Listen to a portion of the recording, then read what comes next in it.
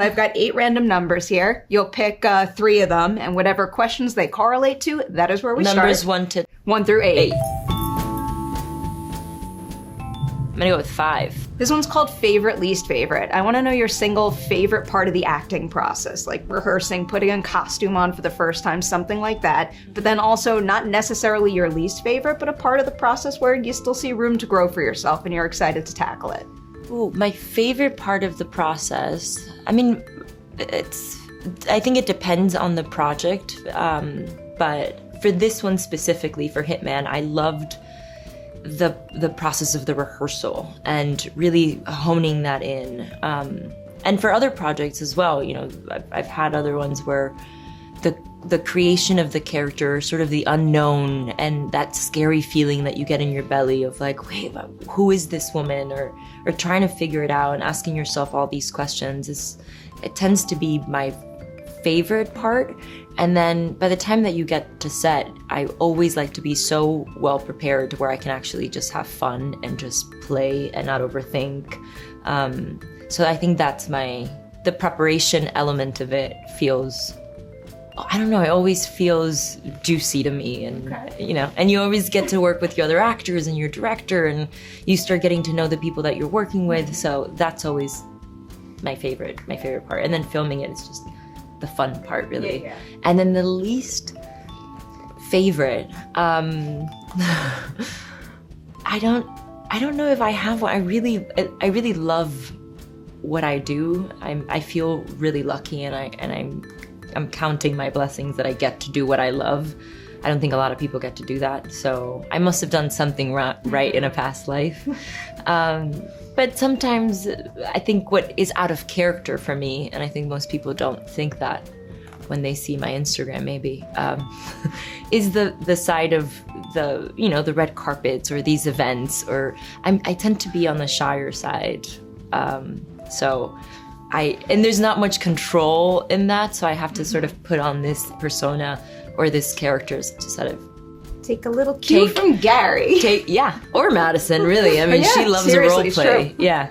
I understand that. I understand that all too well. But again, like many people out there, I don't see it. You always step on that red carpet with maximum confidence from my perspective. But it's like fashion, right? Yeah. Fashion then becomes your armor, and that's your character. Like last night I had this red dress, and it was like, yeah, I feel, and you have hair, and you have makeup, and you're working with amazing artists, both on the fashion side, to hair, makeup, styling, and then you get your little bubble of confidence and you get to create, or even today, you know, you just create a little character of who you're going to be that day. It's true. Kind of like role playing. Plant that in my brain for the next time I have to take a photo and feel really awkward about it. All right, second number of 8. I'm going to go with 3. Number 3, that's my lucky number. Wrap gifts. What is the most memorable wrap gift you've ever received or given? This movie. Rick gave me my pair of boots, the boots that I wear in this movie. He gave me 2 pair of boots. One, a green pair that was our ultimate favorite, which I never ended up wearing, but was always around, and it kind of embodied, it's like green metallic pair of boots and really embodied who Madison is, but we never found the right scene but those boots just represent Madison. So he gave those to me, and he gave me the black pair, and I have the red dress.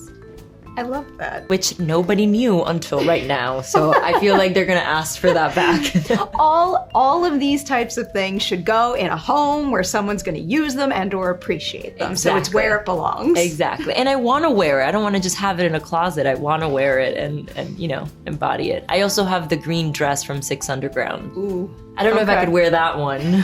It's all full of blood and all dirty. This one feels like I could wear it again. I have a little bit of an obsession with looking at like prop auctions, so like props and costumes and stuff, and I love horror movies. So there's so many times where it's like a costume that's been ripped to shreds and it's like covered in blood, and I'm like, I want to buy that. But what would someone think if I had that on a mannequin in my apartment?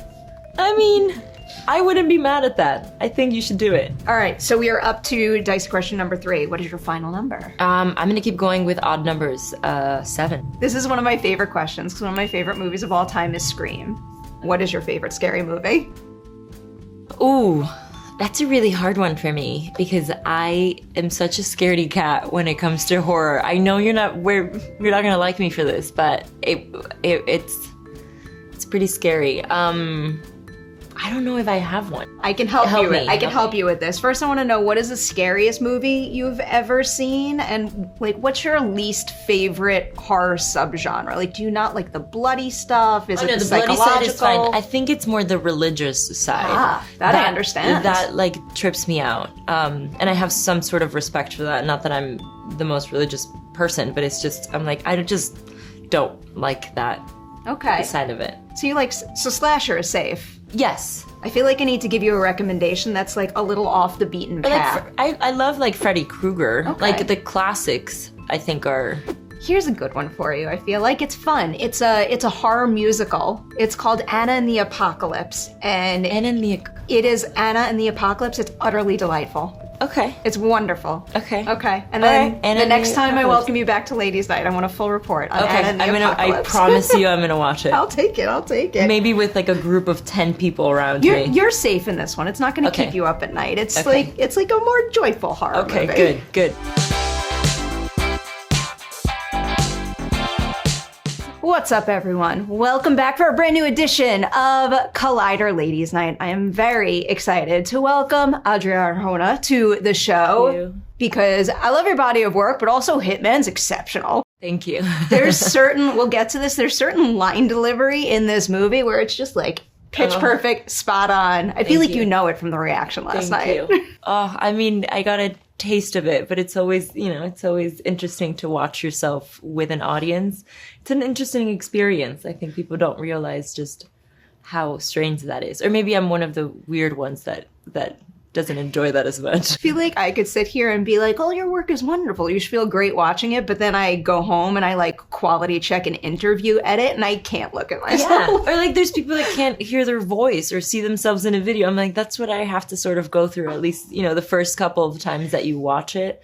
It was just, last night was just magical. It's going down in the books for me for sure. What is the movie you saw, performance you saw, personal experience you had, you name it, that first made you say to yourself, I have to be an actor? Ooh, there's so many. I remember this is going to sound so silly, but I remember watching, like as a little kid, I remember watching, I don't remember if it was Barney or something, like a little kid or Elmo, and I remember just going, what are they doing? Like, what are those kids doing? And why am I not in that? I want to be in that. And slowly I was just fascinated by film, and my dad and my mom love watching movies, so I would always kind of just watch characters and then go in front of the mirror and kind of mimic it. And then as I was sort of growing up, I grew up on a tour bus with my dad, and I moved to Miami, and I no longer had any sort of creative outlet. I was surrounded by music. I was sort of in Miami, which back then didn't have that much. I didn't have a creative outlet. And my dad was like, well, I think you should take photography classes or get back into dance classes or or go into acting classes to sort of break out of my shell. And I was going to a new school. So I started an acting class, and it like triggered me immediately. It was like a little bug that was put in my brain, and I couldn't take it out, and I just became obsessed. And then I might have been like 15 or 16, and I watched A Woman Under the Influence, and it completely shifted I watched it, I paused the ending, and I pressed play right again, and because I couldn't understand how this woman was able to do what she was doing. And I think my goal in life is to get to Gina Rowland's ankles. If I could get to her ankles, I'm in a good place. She's she's my hero. Oh, I totally get that. She's amazing, and her walking out of the house and leaving her sort of shoe behind and kind of hopping to the car is one of those scenes that you're just like, wow. I don't understand how she did it. So that's where it started. You started taking classes there, but then I was also reading that you studied at Lee Strasberg in New York. Yeah. I'm curious, why particularly that school? Is there something about that technique that drew you to that place versus any other school you could have studied at? I like the idea of method acting. It was something I think to everyone really, method acting is something that everyone's really curious about. And it's fascinating to hear all these stories, how people get in character. I mean, that's all we sort of talk about, you know, method acting, what is it? So it was something that really intrigued me. And really, the reason I got to that school was because I was going to acting school in Miami, and the owner of the school kicked me out. What? Yeah, he kicked me out. And it was the biggest gift I think I've ever gotten. He looked at me one day, and I'm at the door, and he's like, if I don't kick you out, you're going to stay in Miami. And I don't see where you can grow as an actress in Miami. You're destined for so much more. So I went to Lee Strasberg. You have to go to Lee Strasberg and learn from the big leagues. And he just believed in me so blindly. He saw something that no one else had seen. And yeah, he closed the door, and I never walked into that studio again. That's Mr. Ralph Kinnard. I owe him a lot, and I'm really grateful for him. And yeah, so I went to Strasberg really because he guided me in that direction. And yeah, I did the conservatory program. I was there for four years, which is longer than most people. That's something else. Yeah. I've always been a big fan of you and Glenn, but to hear the two of you shout out teachers in your life is like truly like fills my heart. Well, because even they really more. shapeshift your life. You know, they have a big influence in your development. I love that so much. So that teacher, that program for those 4 years had a big influence on you. And then I imagine your first professional gigs do as well. So broad question about starting out in this industry. Of all of your earliest movie and show credits, which one would you say put into focus the most? What was most important to you in terms of the stories you would go on to tell, and what you appreciated in an on-set environment? You know, I think True Detective was a big get for me. And I sort of pretended to be my manager in that in order to get the job. It's a long story, but... I'm curious now. Yeah. I watched the first season, and I was doing Person of Interest, and I told one of the producers, I can't be a season regular because I'm going to go do True Detective. And he was like, what do you mean? Do you have the job? And I was like, no, I don't. He's like, so you're going to let go of the job, but you auditioned. I was like, no, I haven't auditioned yet. I just knew I had to be on it. And I knew I was going to be on it. For some reason, I got this like intuitional thing. And yeah, I called and I pretended to be my manager to get the audition.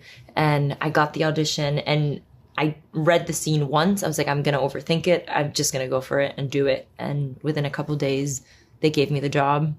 And I lied, and I said I was a local hire, and I was in LA with my mom in a hotel room that she helped me pay for because I couldn't afford it. And yeah, I was going to set in Ubers or in taxis, and just pretending that I was a local hire. I mean, I didn't really get paid or anything, but I was so excited to be alongside those actors. And then the next job after that was Emerald City, which was huge for me. I know it only had one season, but it was a big school for me. Vincent D'Onofrio taught at my school at Lee Strasberg, and I became really good friends with his daughter, Layla George, which, by the way, is an incredible actress. I just got goosebumps talking about her. She's phenomenal. And I always wanted to be in his class, and I couldn't because I was doing another job. And it was always something that wouldn't let us kind of work together, or for me to be in his class. And you had to go through an audition process to be in his class, and he chose me, and that was super exciting. And then I couldn't do it.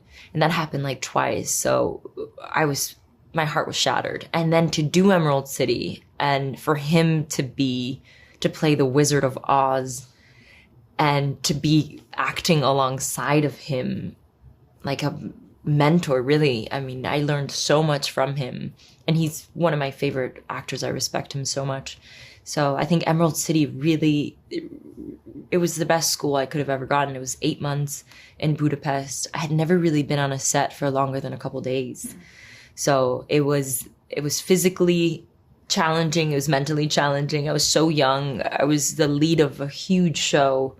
I didn't really know what I was doing, but I surrounded myself with good people, and we ended up doing it. So I think Emerald City holds a really special place in my heart. I always like to highlight the good on Ladies' Night, but also covering the bumps in the road are important. And you mentioned it only lasted one season. Yeah. When it did get canceled, what was it like for you, finding a way to not only forge forward and stay positive in terms of the trajectory of your career, but also make sure that the cancellation didn't take away from how special what you made was? I think there's an element of being very naive at that point that it hurt so badly and I didn't understand it, but I was also really naive to why, and I didn't dig too much in it.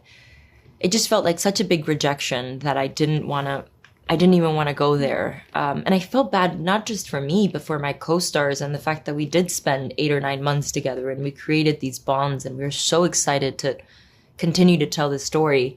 Yeah, it was a big bummer. I was really lucky. And I have been through my career. I've had a good ride. That I was working already. I had something else.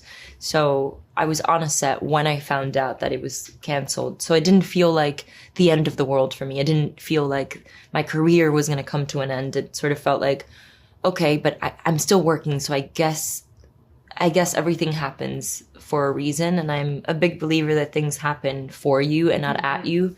So allowing that to kind of like, okay, I'm gonna let this one go. As much as it hurt, you gotta be like, okay, that happened for something. I'm going to start repeating, things happen for you and not at you. I'm going to say that to myself more often than I do. One of the many projects that came your way after that was Pacific Rim Uprising. And you've been on a bunch of pretty significant, big blockbuster sets. For that one in particular, though, I'm curious, what kind of expectations did it set in terms of what it would be like to make a blockbuster? And then how did the ones you did after compare to that? I mean, I had never been on such a big set. The amount of green screens, the green screens were like a New York City building. At least that's how they look to me. Yeah, it was really intimidating. I had no idea where to look. I had never, I went from method acting to a green screen. I was destined for the theater, not for the green screen. So it was definitely a challenge for me. But again, I had such a good cast, and the cast was really young. I remember Kaylee Spaney, who's a good friend of mine, and she's incredible. She had this youthful kind of go with the flow energy because she also was in a way naive like me. We were like, oh my God, it was her first movie. So I kind of leaned into that, where instead of going like, I've been on a set before, I know how this is done, I kind of leaned into sort of just leaning back and being like, I know nothing. So I'm just going to go with the flow and ask questions and not be ashamed of not knowing the answer to everything.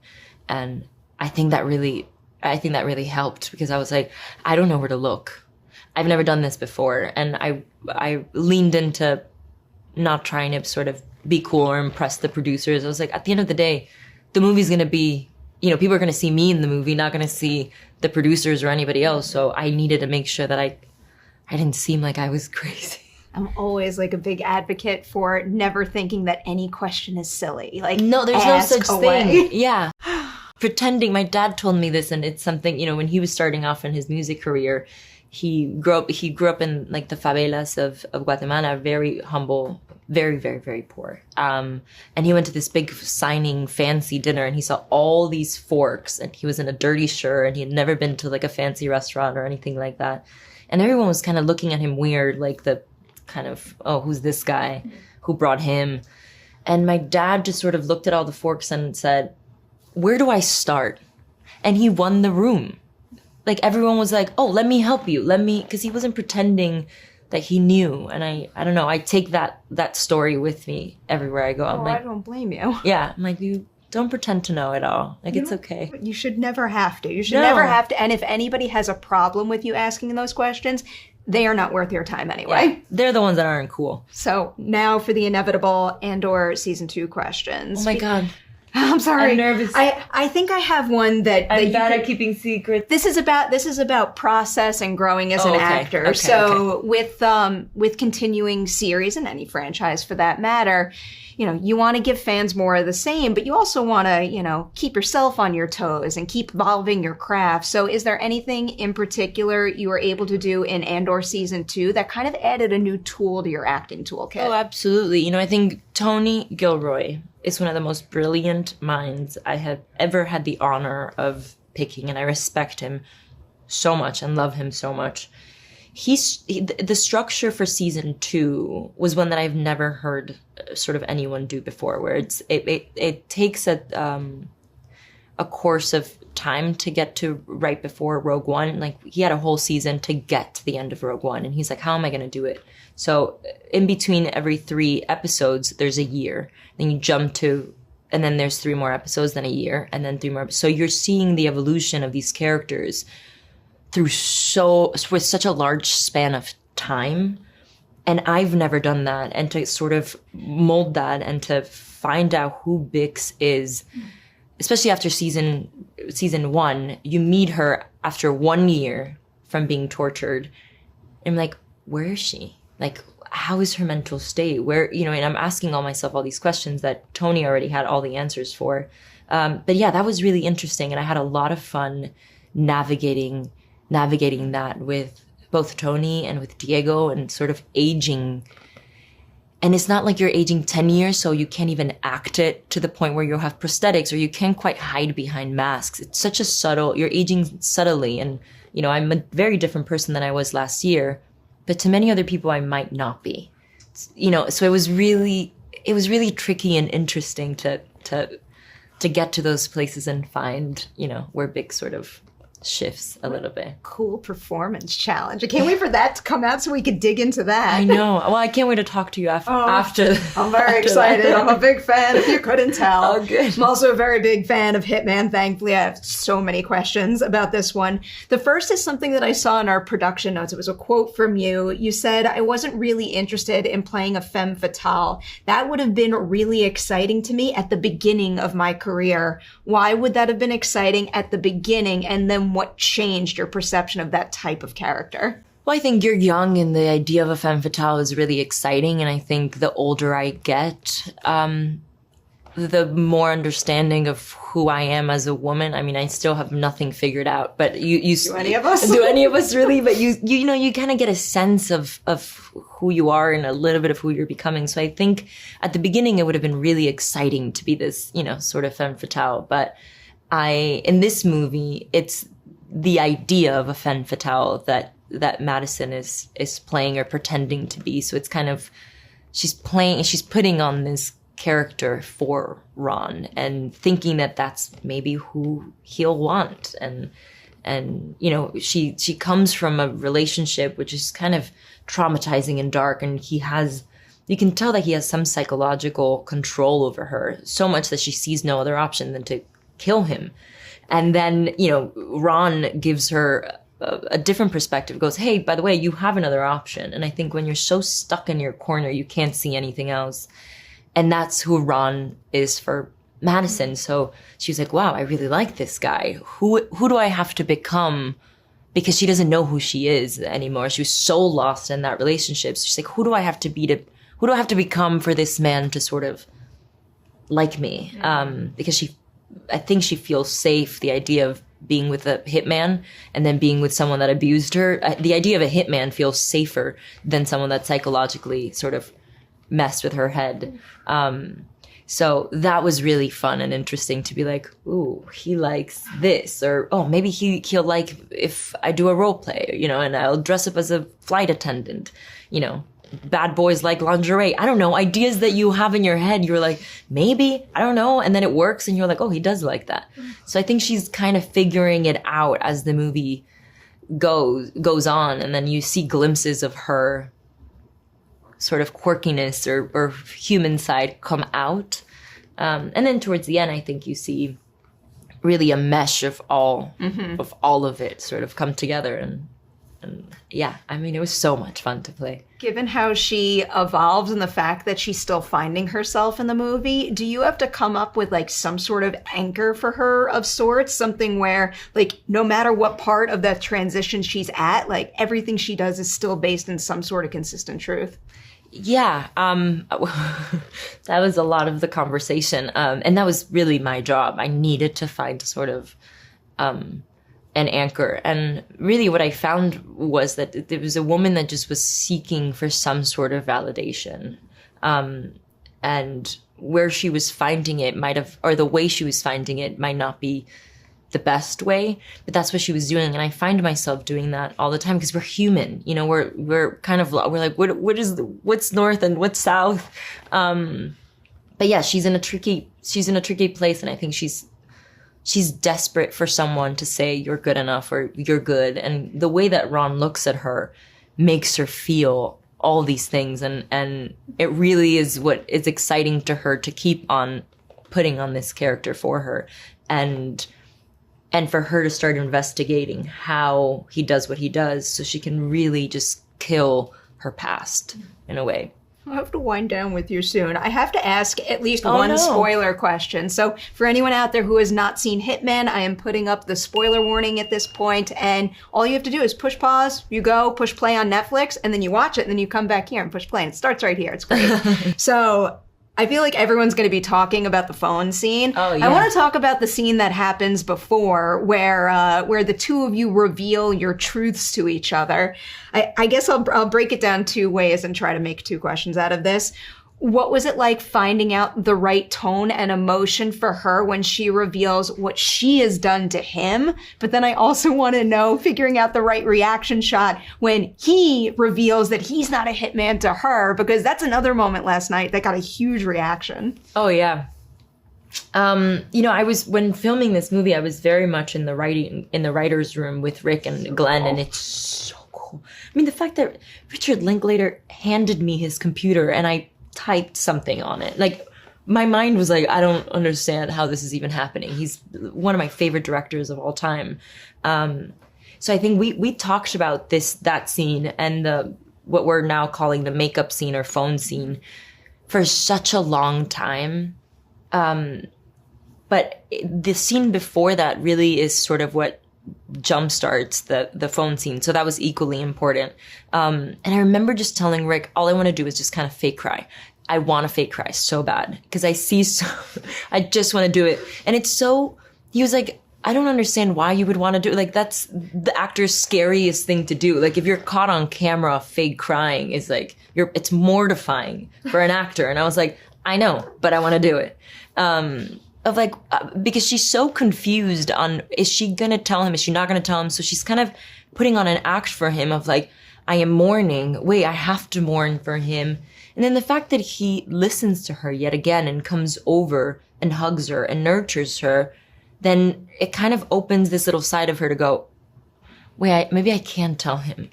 You know, maybe I did, you know, and he'll be proud of me because he taught me everything I know. So it's that scene of like sort of fake crying that I do, and then a hug, and then it's boom, an explosion. And what I find so great, and even when we were sort of writing the scene, I was like, I want her to be pissed off that he lied to her. And Rick's like, that's crazy. And Glenn's like, that's crazy. And I love the idea because that is crazy. The fact that she just killed somebody. How dare she be mad at him? And I just really I just needed that part of it for us. And I don't know if it comes across, but it really much like I needed that for me. It comes across. And then I think one of my single favorite line deliveries, which will probably be true of the whole year, is, who the fuck is Gary?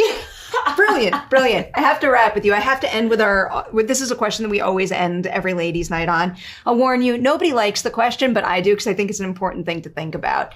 In this business, people give each other awards, and I think that's really cool. I think we should continue to do that. Nobody says good job to themselves nearly enough. I want to know something you accomplished making Hitman that you know you're going to look back on and say, I am so proud of what I did right there. Oh, man. You picked the wrong girl to ask that question to. I will say, I can tell you everything I did wrong. Everybody says something to that effect. I used to be terrible at answering this question, and the more I hear other people answer it, the better and better I get at it. So, if there's something that I'm proud of, this was,